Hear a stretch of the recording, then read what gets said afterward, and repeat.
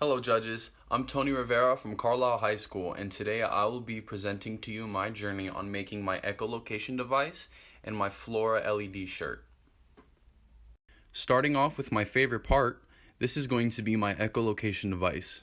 As you can see, here's the sensor right here. It is set up to the breadboard and connected to the Pi, and it also uses a vibration motor as well. So basically what it does is it uses this sensor right here to pick up ultrasonic pulses, and it detects objects that are around it. And how it detects it is it sends it through the vibration motor, and the motor actually goes off when it's close to an object. So here's the device, here's the code, it's all set up and ready to go. I'm going to give you guys a quick little demonstration. So nothing is by the sensor, but if I do move my phone closer,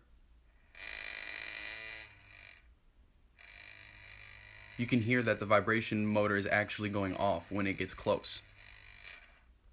Now with this part of the project, I did have some technical challenges that I had to tweak up and maneuver. I wanted to give you guys kind of a video description on what those were and how I actually solved them. So one of the first things that I had some difficult times with is this little doohickey right here, the actual motor that lets you know when an object is near. Something about these motors is that I ordered 5 of them, and 3 of them I tested when I first started, and that I came to find out that none of them worked except 2 of them. So 2 out of the 5 that I ordered worked. The vibration motors didn't seem too fragile, but I came to find out that they were pretty fragile. So the soldering and using electrical tape was not difficult, but it was very rigorous to actually get this put together and be able to make it work. The next thing that I had trouble with was actually getting the actual motor to run. It told me to test it on a ground pin on my Pi and a 3.3 volt pin, I believe, on my Pi. It wasn't working, for the first couple of times, so I did have to do some tweaking with the wires and, like I said, with the motor, but eventually I did get it to work. This wasn't really a problem, but this was just a minor setback. So this project was at the end going to be wearable, but unfortunately I don't have one specific part that actually makes that possible.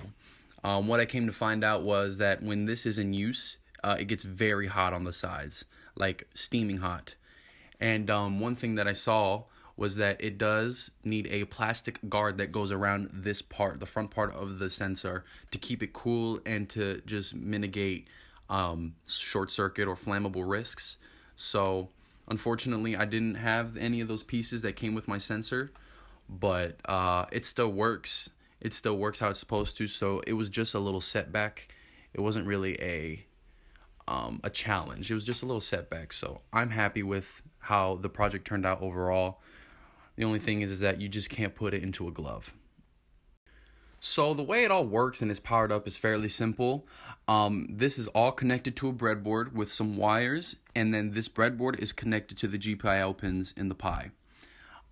This has a very high voltage, the sensor actually, so what I had to do to mitigate any short circuits or anything like that was I put some resistors actually to 1K resistors into the actual breadboard so that the Pi could actually get the voltage. What I believe the resistors did was it split up the actual voltages and made them go through 2 separate wires into the pins. The only external device that I used was this breadboard, just because I didn't have the part to actually make this device wearable. So with my knowledge and me being a new beginner in programming, Pi, everything, I did learn quite a lot from this project. I learned a lot with input and output devices. I learned a lot with how to actually set up the vibration motor with pulse width modulation. I learned how to set up the distance sensor and actually how to get it connected to a breadboard to the Pi. That's more physical computing, but the code aspect of it was to actually make those two connect and work together. I did that with using, like I said, input and output devices. I used define loops and unlimited loops and while true loops to actually get this to work together. So I learned a lot. There was nothing that I didn't learn or did not know or did know that I didn't before. I learned everything brand new. So it was very nice to actually get something challenging yet something so beneficial to just my knowledge. Now the next part of my project was a LED shirt made with a Flora and a couple of Neopixels. Now this part of the project was a roller coaster of emotions, if I should say the least. But I am here to tell you what I learned from the experience of making the shirt. So this project was the most difficult out of the two that I did. This is or was supposed to be a Flora LED shirt. This is the Flora right here, this big circle piece, and these are Neopixels. What it was supposed to do is it was supposed to light up these Neopixels just like a neon shirt in any type of sequence you programmed it to do. Unfortunately, I didn't get it to work, and I was going to explain to you why I didn't get it to work, but what I learned in the process.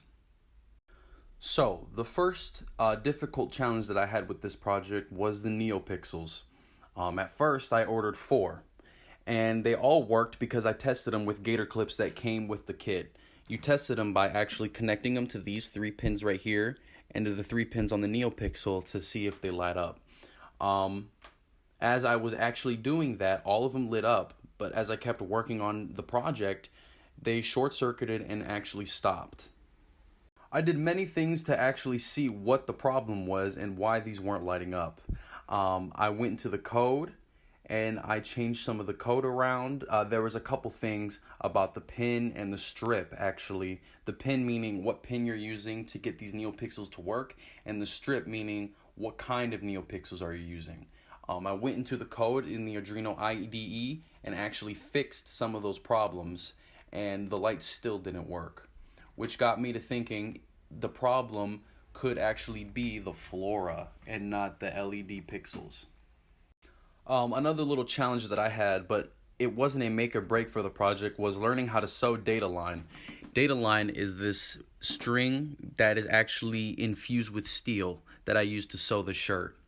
One of the first things that I didn't know how to do was sew. So getting this actually sewn onto the shirt was a challenge in itself because I had to learn how to sew. Specifically how to sew Dataline, because there is a specific method to do that. But I did get it done, and I feel like this helps me both in this project and in the future because now I know how to sew, and I also know how to sew data thread line. So if there was any other project that I needed to do this, I now know the knowledge on how to do it. So those were my 2 projects that I completed during this time. Like I said before, me being a new beginner in all this, it was a very great experience for me personally, even with the failures and the success. The success being the echolocation device working, and the failure being that the LED shirt never worked. But I don't ever see that as a failure because of all the knowledge that I learned from the failure of that shirt. I learned a bunch of new skills and new knowledge about programming and physical computing to actually help me expand my knowledge for the future. Because, like I said, me going into a military background, having technology knowledge like coding for computers, anything like that, would be so beneficial. So I am going to build on my knowledge to actually make it worth something as a career later in my life. And I appreciate your time, and I appreciate all the things that you did for me to help. Thank you. Bye-bye.